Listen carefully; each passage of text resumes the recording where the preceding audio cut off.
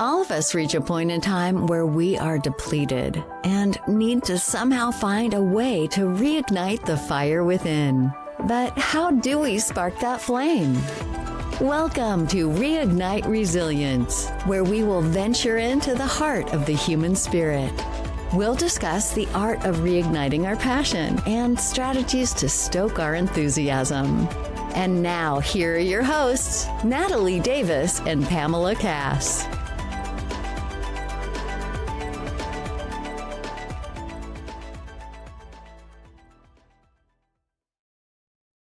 All right, we are back with Bart, who left us on a cliffhanger because, Bart, you left us with, he said, I don't know how much research you've done, but, and I feel like you were about to pull something out. Yes. I think I know what it is, but go right ahead. So I lost my lower left leg March 25th, 2024. Okay. I found out in about October the year before. And when I found out, obviously the first thoughts were, how bad is this going to hurt? And all this good thing, all those not good things, I should say. But my twisted mind goes like this. Okay, I don't like this. I don't want it to happen, but it has to happen. Mm-hmm. So how can I monetize it? And so here's my leg. Okay. You have the samurai. The side hustle samurai. Yes, on the leg. So Yes. it's tax deductible. Perfect. And so 6 months, 6 months. Matt laughed, but when you say that you monetize everything, You monetize even your leg. You monetize it. So 6 months post-op, I'm in an appointment with my prosthetist. And I said, Scott, you know that I interviewed 3 other prosthetists before I decided on you. One of them had a guy I could talk to and ask, how bad's it going to hurt? What about phantom pain? What about this? What about that? Yeah. Scott, you don't have a guy. I'm your guy. And that started the conversation. He's like, well, what do you want? And I was like, I don't want a job. I don't want to come into the office. I want to be on retainer. You send me the phone numbers. I go talk to the people, meet with them, do whatever they need, and I get paid. And so I'm on retainer with them. It's been 1.5 years now. Yeah. And if I hadn't thought about it before, when the opportunity came up, I don't know that I would have taken action. Right. Because it was in my head, okay, how can I monetize it? Yes. I didn't know how. I kind of thought, well, maybe I'm going to get up on stage and tell people how good I did. I don't know. I didn't know what was going to happen. But then, like I said, the opportunity came up and it was just like, Scott, Yes. you don't have a guy and I'm your guy. Yes. And it's turned into more because I do outreach to doctors for them. They need a couple of different apps built. And I'm not a coder, but because of AI, I can build apps. And now I get compensated through him and other prosthetists that might want my app. Exactly. Love that. And so thinking about these opportunities that may come up, or at least just ask the question, Exactly. it opens your mind to continue to think about it. Yeah.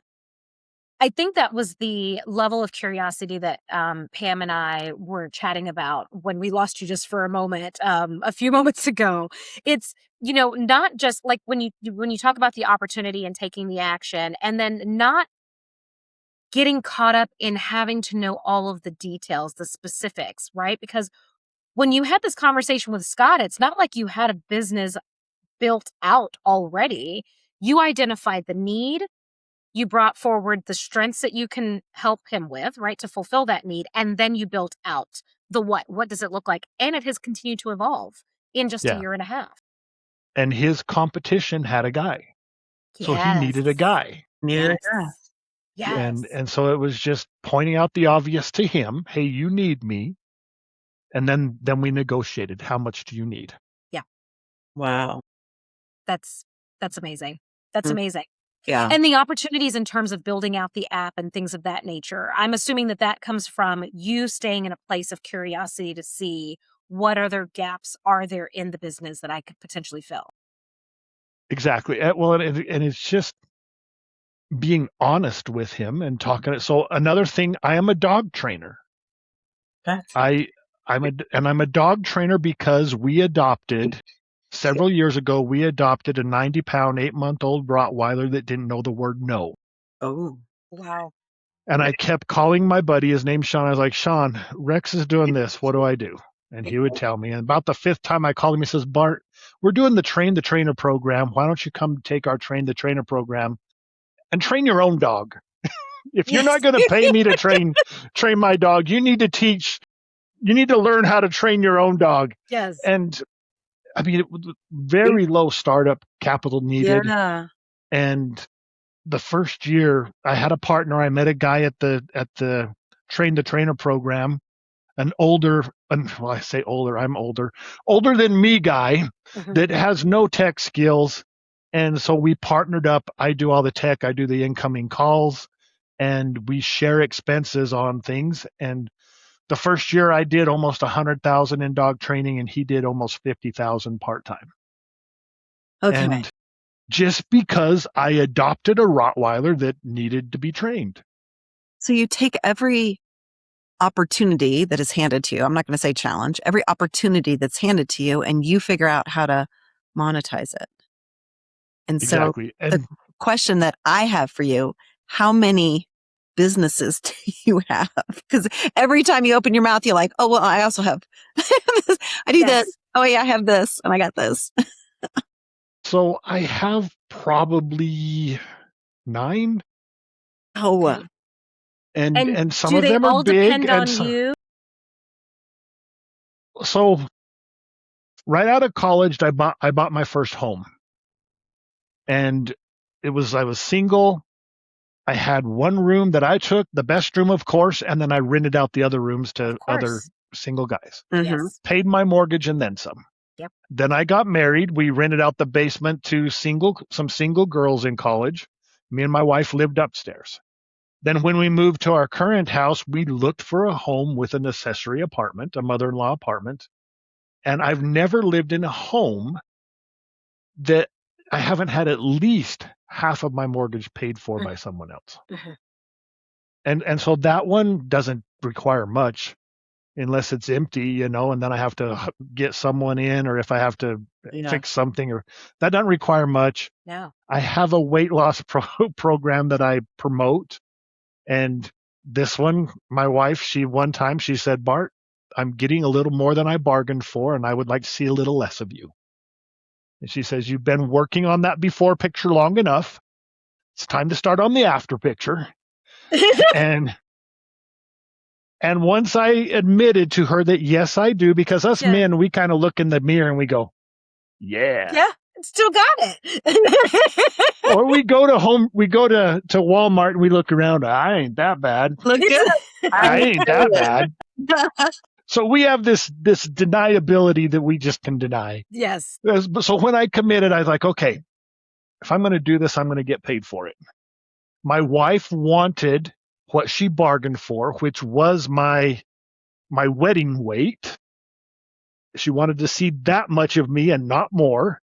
So I went to GoDaddy. I typed in backtomyweddingweight.com. It was available. I bought it.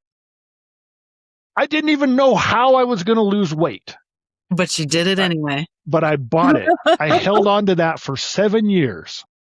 Oh, because everything that was out there was about the 90-day challenge of me getting my butt to the gym and dieting. Yeah. And that wasn't in my DNA. Yeah. I would get there that first time. I'd pay for a 3-year contract to the gym, and then I never go again. And finally, my friend from California, her name's Beth, she calls me up. She says, Bart, you got to try this. It's amazing. Even if you don't like it, you can get your money back. It's just amazing. You got to try it. I'm like, Beth, calm down. What is it? It's the 10-day celebrity transformation cleanse. I paused for a second. I said, Beth, I want to do a 10-day cleanse like I want a colonoscopy. That's not very bad. Pretty much the same. Now, Beth, yes, exactly. They're basically the same thing.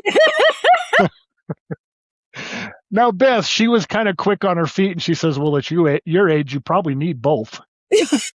And I've had both. Wow. So I denied it for the first little bit. She kept on me for about a year, and I tried it. And I lost 18 pounds in 10 days. Oh. I'm excited now. This is working. I took about 5 days off. I did another one, lost another 11 pounds. So in less than 30 days, I'm down almost 30 pounds. I did 4 in 2 months and 5 days and got back to my wedding weight. Nice. And backtomyweddingweight.com became a stream of income to me. Mm-hmm. Now I have to be doing the cleanse for people to ask me, hey, how'd you do that? Hey, how did you do that? And they see me drinking my green drink on Facebook, Instagram, whatever, and then the questions come and it turns into a stream. But if I'm not doing anything, it doesn't produce income, but I still have it. Yeah. And so most of the stuff I do requires a little bit of time. I'm big into AI right now. Yes. And learning. And I mean, if you're not learning AI right now, you're going to be left behind. Yes. And so with Lovable, I build apps for different people. And so let's go back to the app that the prosthetist needed. So I do a 24-day board and train program for the dog training. Just because your dog minds me at my house doesn't translate to you at your house when it goes home unless you do what you need to do. Mm-hmm. And people don't. So I told myself I need an app, an accountability app that shows them what to do day 1, day 2, day 3, after the dog goes home. Yes. So I'm sharing this with my prosthetist. And he has had a couple of guys or people, I don't know if they were guys or women or not, a couple of people that had a below the knee amputee. Okay. And because they didn't take care of themselves, they became above the knee amputee. Oh, okay. And I said, well, why didn't they do it? Because he is very open that if you see anything wrong, take a picture of it and send it to me, text it to me. And I said, well, why didn't they do that? He's like, I guess they didn't want to bother me. Mm-hmm. And so he says, I need an app for the first 90 days after an amputation to teach them what to do and what they need to do to create this new lifestyle for them. So just out over doing, and it's just a little tweak from my dog training app to a prosthetist app. For humans. Yes, exactly. Yes. and for self-care, we'll say that. Yes. And then let's go back to the music thing. I love music, but I don't play an instrument well and I don't sing well. And so I create music using AI. I have 2 alter egos. One is Mason Kane and the other one is Dana Call. They both have albums on Spotify. Love it. Now, it's a tiny, tiny piece of income because you only get a little few, like a portion of a penny for a listen, but I'm doing it anyway. It's an outlet. It's a release for me. I listen to my stuff more than I listen to anybody else's stuff because it's about me. Yeah. And it's one of those things that I'm doing it. So I'm going to try and make money at it. One of my songs hits. And then pretty soon, all I need is 10 million listens and I make $30,000. There you go. There you go. Well, it's so interesting that you talk about the AI music because 2 of my favorite artists right now are both AI. And makes my children insane, but it's good. Well, and all the musicians hate it because when you do it with AI, the music theory is perfect. Yes. Mm-hmm. Yes. And it's well thought out.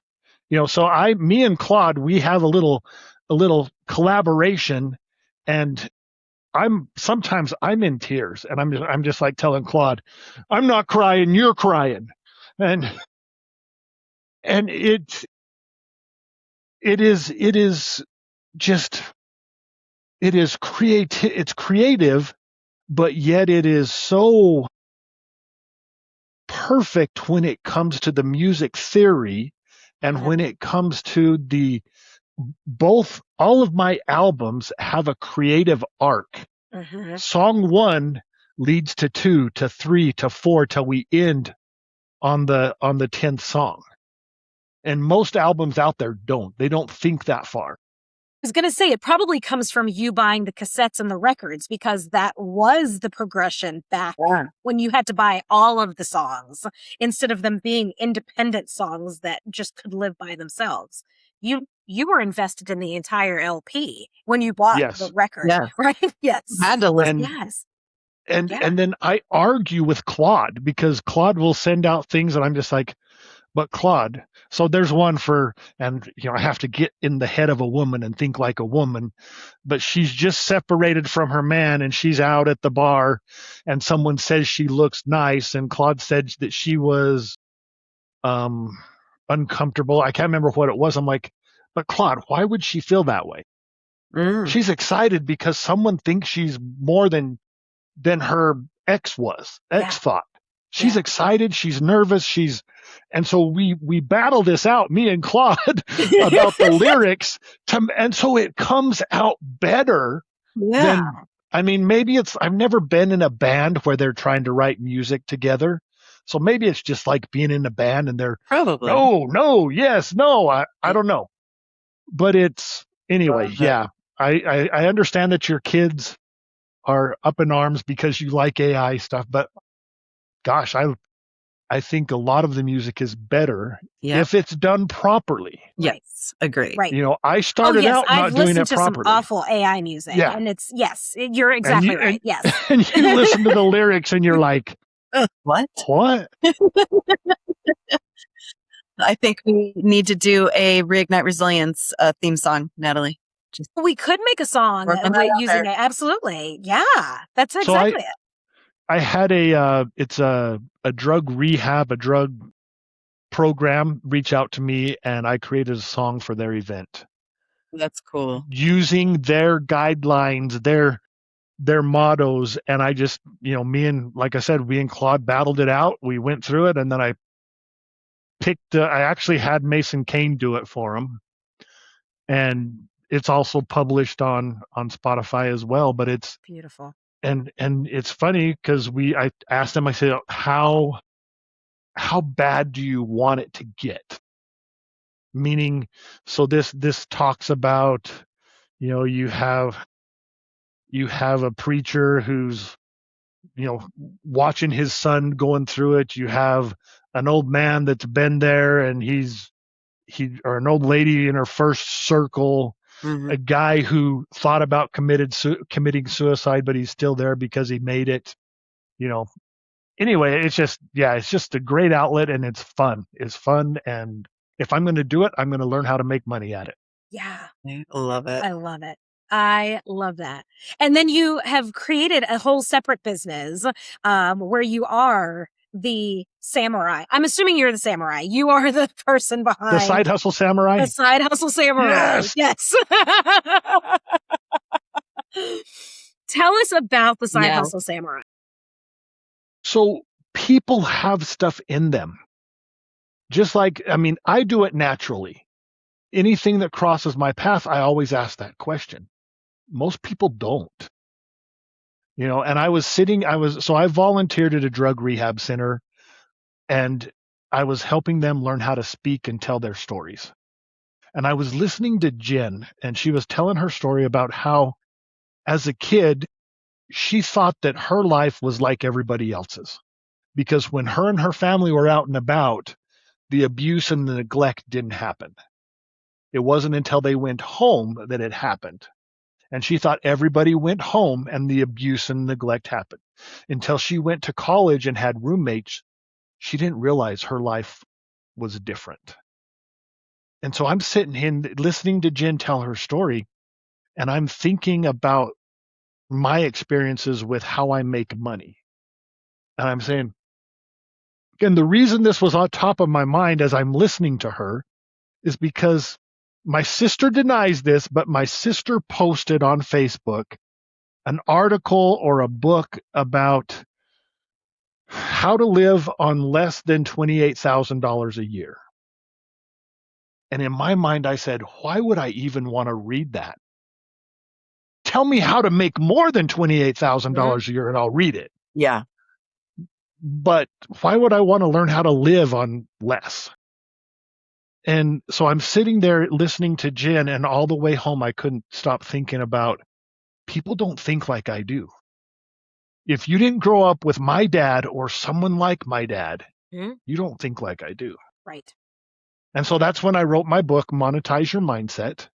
And it is actually freshly done. Ooh. Because when I wrote it back in 2016, there was no AI. I mean, we were thinking about it, but nobody was using it. Yes. And so I rewrote it to include a section on AI and how to, uses of AI.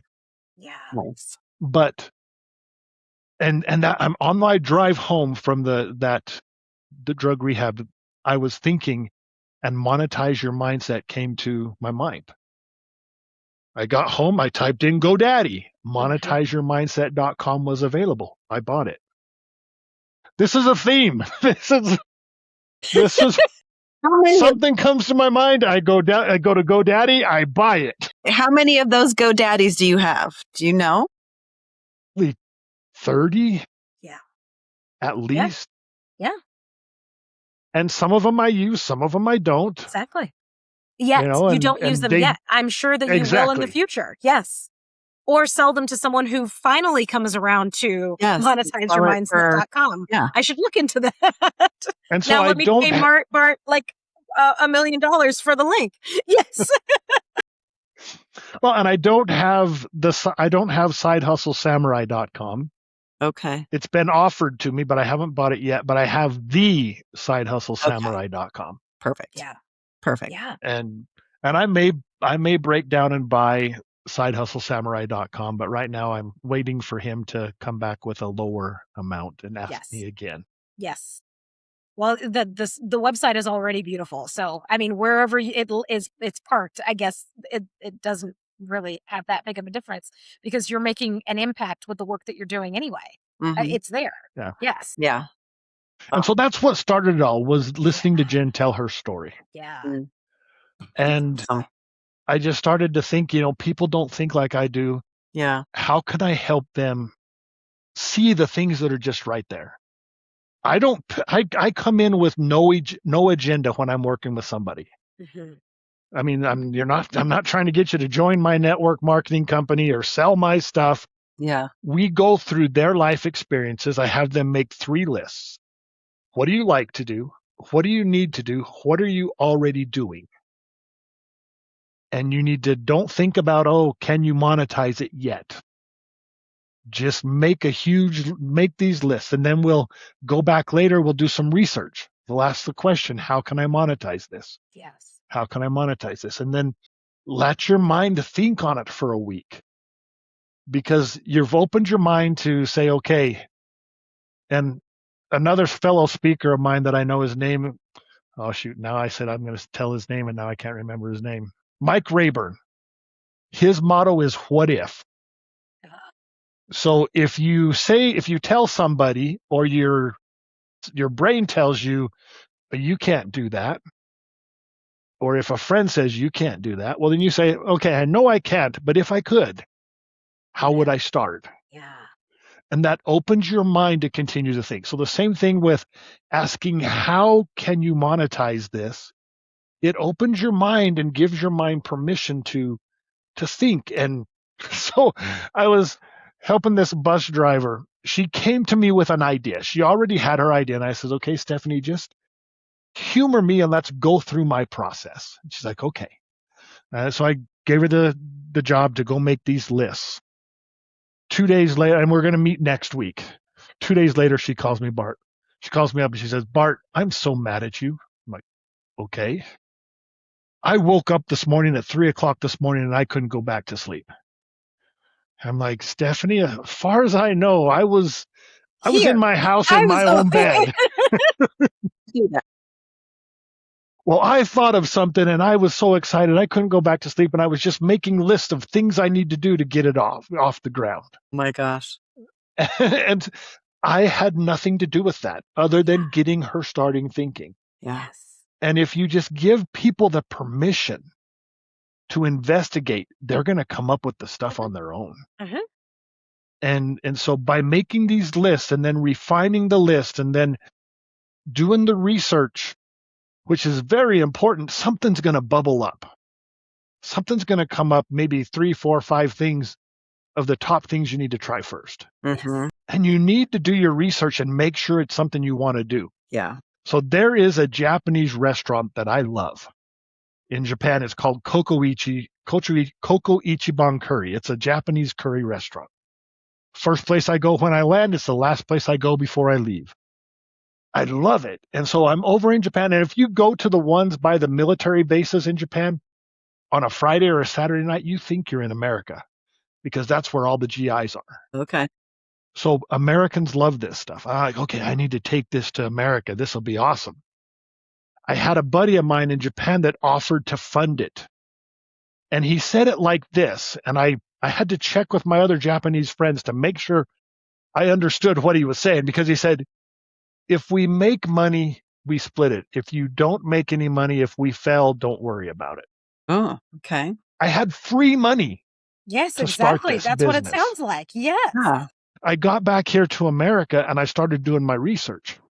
And I talked to some people that were in the restaurant industry and how they started up and what it took. We did some mock restaurants at our house to see if people would like it. We did all this stuff and I decided, you know what? I don't want to work that hard. Yeah. Restaurants are a lot. And so I said no. I gave up the free money because I didn't want to do it. It's not on the list of the things that you enjoy doing. It goes back to the list that you talk about. Like, what do you enjoy? Yeah. If that's not on your list, take it off. Yeah. Well, I'm Even for free going to money. push back on that a little bit. Even for free money? Yeah. I'm going to push back on that a little bit because I don't necessarily enjoy having my leg cut off. Yes. Yeah. But if I'm going to be doing this stuff anyway, so we joke, before this happened, my nightly routine to get in bed was brush my teeth and hop in bed, and I'm waiting for my wife to get done putting all the stuff on her face. Yes. And it's 30 minutes later, 45 minutes later, like, can we turn off the light already? You know? And now with my leg, I'm putting creams and stuff on my leg and washing things. And so it's a whole new routine. And so I don't like that routine, but I've learned it. Yeah. And other people I do enjoy helping other people learn how to deal with this. Yeah. And so that's just a little bit of pushback. And I'm not telling your audience they need to go chop off body parts to create a side hustle. Not advised. Yeah. But the things that you need to do is highly overlooked. Yeah. I have a friend, so my prosthetist, he told me, you need to go see a grief counselor to say goodbye to your foot. I'm like, okay, I'll go say goodbye to my foot. And it was kind of weird. You're writing letters to your foot and saying I'm sorry and having the foot say they're sorry back. And anyway, my grief counselor was one of my friends, and she's a grief counselor not because she wants to be. Yeah. She's a grief counselor because she lost her son when he was like 15 to some sort of cancer, or I don't remember exactly what it was. So don't overlook the things that you need to do, the things that you have overcome, because those are the things that a lot of people need. And that's what's been really the theme of our podcast is every single person that's been on here has gone through some sort of challenge and has taken it and done something with it. Speaking, coaching, books, fill in the blank. Yeah. Yeah. Finding purpose in it. Yeah. Wow. My goodness. Bart, this has been amazing. Yeah. And you kind of give us some insight when you start working with people, making sure that they take some time with their list they put together. Do you have any other advice that you would leave our listeners with if they are on this cusp of wanting to monetize more things in their life? Let's just not say everything, but more things in their life. Where do you invite them to start? So to start is just to make your list. Okay. But my dad, even in death, taught me a very huge lesson. Have you guys heard the story Acres of Diamonds? No. So it's an old story. It's about a Persian farmer that sold his farm and he went in search of diamonds. He died broke alone in a foreign land. He never found them. The farmer that purchased his farm was watering his camel in the brook that ran through the property and saw this strange rock. And he picked it up, and it was an uncut diamond. He found literally acres of diamonds in what was Alia Fed's backyard. My family, we have a similar story. Instead of acres of diamonds, we call it acres of pig poop. So like I mentioned earlier, Dad was a pig farmer. I grew up in a small town. More pigs than people in our town because of us. At any one time, we had, 15, 20,000 pigs on the farm. Now, we ran about 2,000 sows. You know what a sow is? It's a mama pig. Okay. Okay. And so, on a mama pig can have 2.5 times, have litters 2.5 times a year. And on our farm, we averaged 9.97 pigs per litter. Wow. And so if you do the math, that's a lot of pigs. I'm an accountant, so I can figure this stuff out. That equals a lot of pig poop. Yes. We had these 3 man-made ponds that we would divert the stuff into, settling ponds. One year it'd go to this one, next year this one, next year this one, just rotate. When Dad was in his mid-60s, he decided it was time to shut down the pig operation, and he was going to go search for his next acres of diamonds, his next big thing. He died at age 81. He never found it. 2 years after his death, we sold the pig farm for $285,000, which was a fair price for the property at the time. The new owners, about 6 months after that, were leveling those man-made ponds. Now, they'd been dry on top for years, but the heavy graders going across the middle of one of those ponds and broke through the crust and sunk up to its belly in this black muck. They called in experts and to figure out what it was, and we knew what it was. We should anyway. But is it dangerous? Is it safe? Right there on the spot, they offered the new owners of our farm $2,000 a ton for the stuff.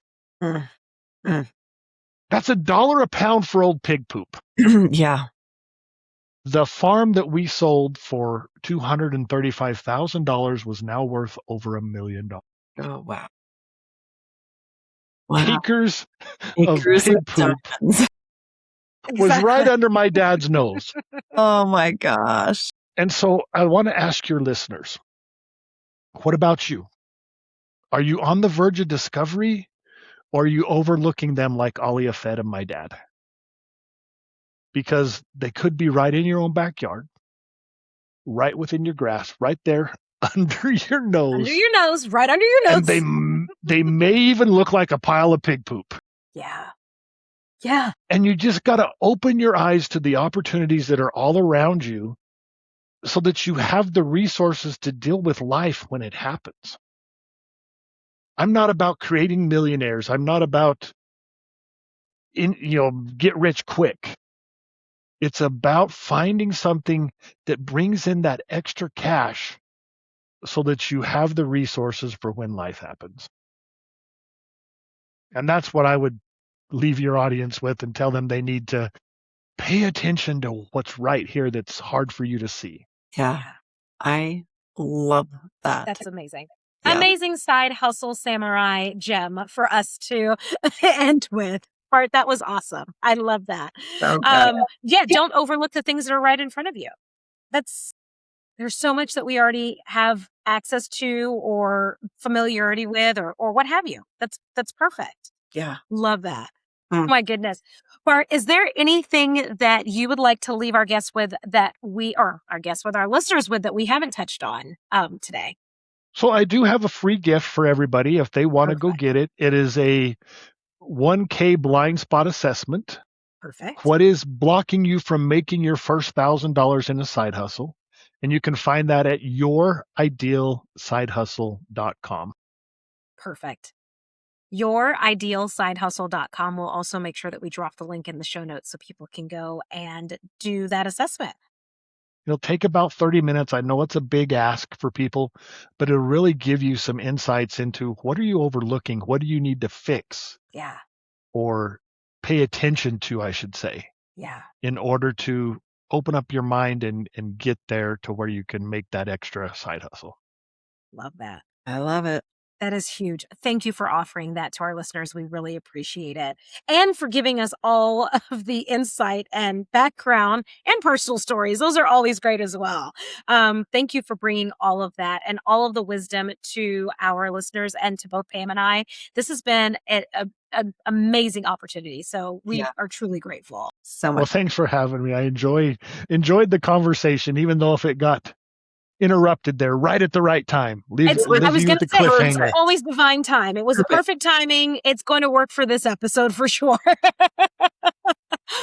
Thank you so much, Bart. For our listeners, we will make sure that we drop the link in the show notes as well as Bart's contact information so that you can go over and check out the Side Hustle Samurai and all that he's offering and what's going on in his world. And you all know the deal. If you want to know what's happening in the world of Reignite Resilience, head on over to reigniteresilience.com. Until next time, we'll see y'all soon.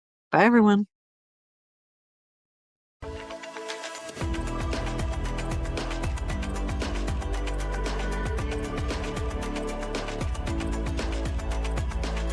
Thank you for joining us today on the Reignite Resilience podcast. We hope you had some aha moments and learned a few new real-life ideas to fuel the flames of passion. Please subscribe on your favorite streaming platform, like or download your favorite episodes, and of course, share with your friends and family. We look forward to seeing you again next time on Reignite Resilience.